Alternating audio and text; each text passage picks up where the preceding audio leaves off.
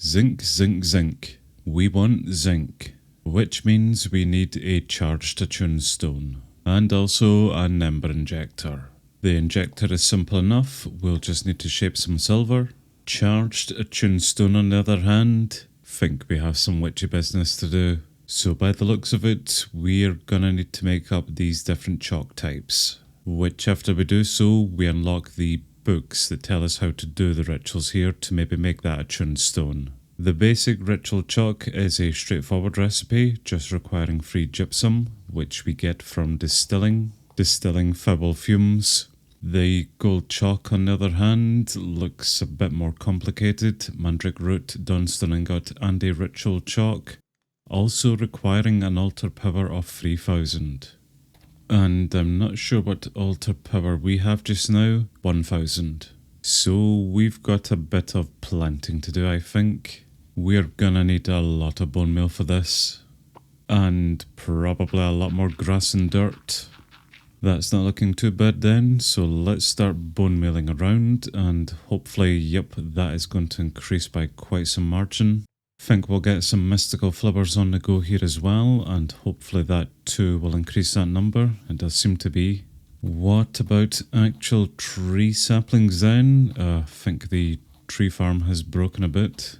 Yeah, we've got plenty of saplings. What about just planting some of these? Getting there, slowly getting there. The number seems to be depleting as we speak. Wait, what have I done? Oh, I'm using a distiller, that's why. Ignore me.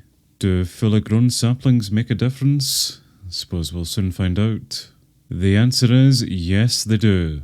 Oh, we're so close, but out of curiosity, can we place down more than one of an item, say another torch, and... oh, okay, that does actually affect things. Maybe we should make another chalice. A chalice gives us more capacity, but a husk head gives us more recharge rate and capacity, and we definitely have more husk heads. And I've noticed that number has dropped drastically from the near 2000 it was at, so now it's 3 times. I'm not really sure what we're doing here. We'll just bone meal a few more times, and hopefully that'll be enough to push it over the 2000 we need. Yeah, that'll do. And I've clearly misremembered, it's 3000 we need. Right, let's make a chalice then. We'll make a mana pearl to begin with, once we get some more mana. Mana pearl plus whiff of magic and gold leaf to make the attune stone. I don't think this is going to make too much of a difference, but we'll try it anyway, so... oh wow, okay, that made a big difference. And the addition of a small farm has pushed us over the 3000.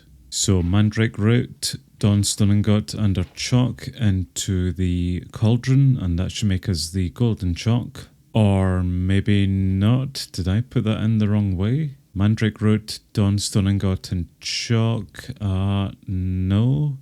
Did we lose 3000? Yes we did. An expensive mistake, but this time around we do have over the 3000 thanks to pumpkins, and we should now have our gold chalk. Next we need to make nether chalk, requiring a nether wart, tainted gold ingot and ritual chalk. Nether warts, how do we make those? We are going back to basics with some AgriCraft. Brown mushrooms we can breed together using potatoes and mandrakes, with red potatoes, red mushrooms being carrots and mandrakes as well. Well, we got out our red mushrooms, we are now just waiting on the brown mushrooms cultivating, which there we are, brilliant. And these mushrooms are going to require mycelium in order to grow. Right, there's another thing we need to now make, which isn't all that difficult actually. All we need to simply do is haunt some grass blocks, and that will eventually become mycelium. They also can only be grown with a light level of 10, so we will need to go a bit further down for a bit more darkness. That should about do it then, so we'll plant both those and get them growing up.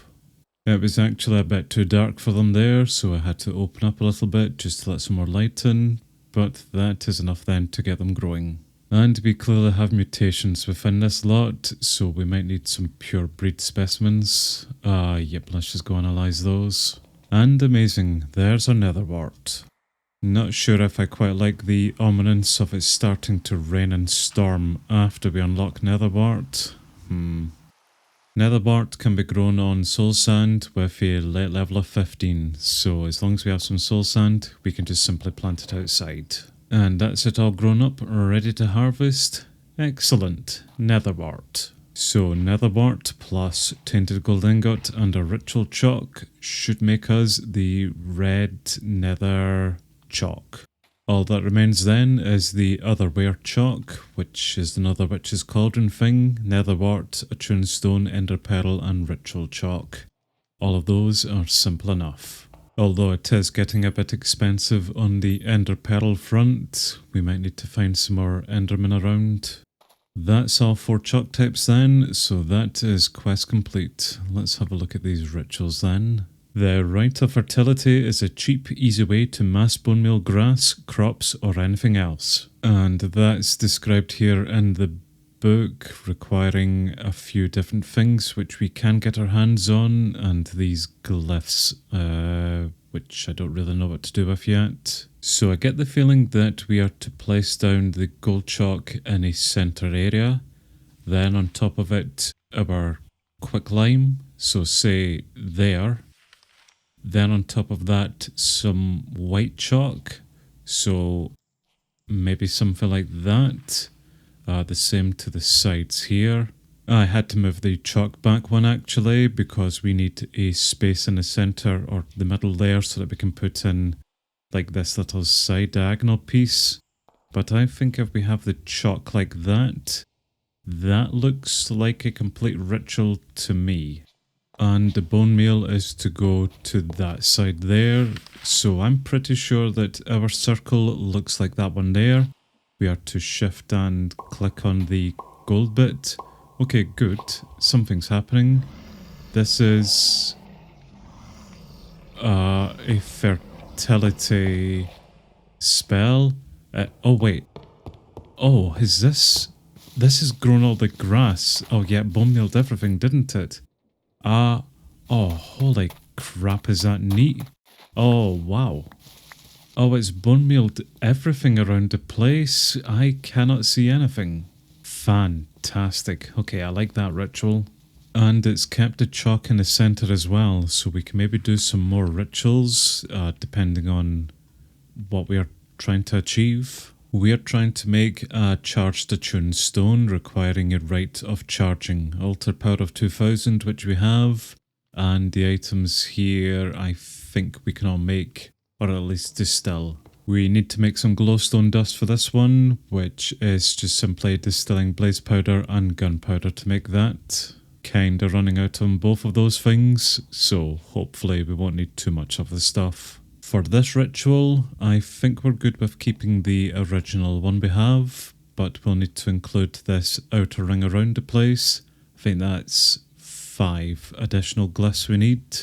In hindsight, maybe doing this inside of my base wasn't the cleverest idea I've ever had. But that looks to be everything together then, so we will activate the ritual, and this should give us out our attuned shard. And now we need to play Mastermind once again to make a zinc crystal seed. Oh, it's going to be annoying to lose that thing. Well, the first attempt was a dud, but we did keep the attuned stone charge, so that's always good.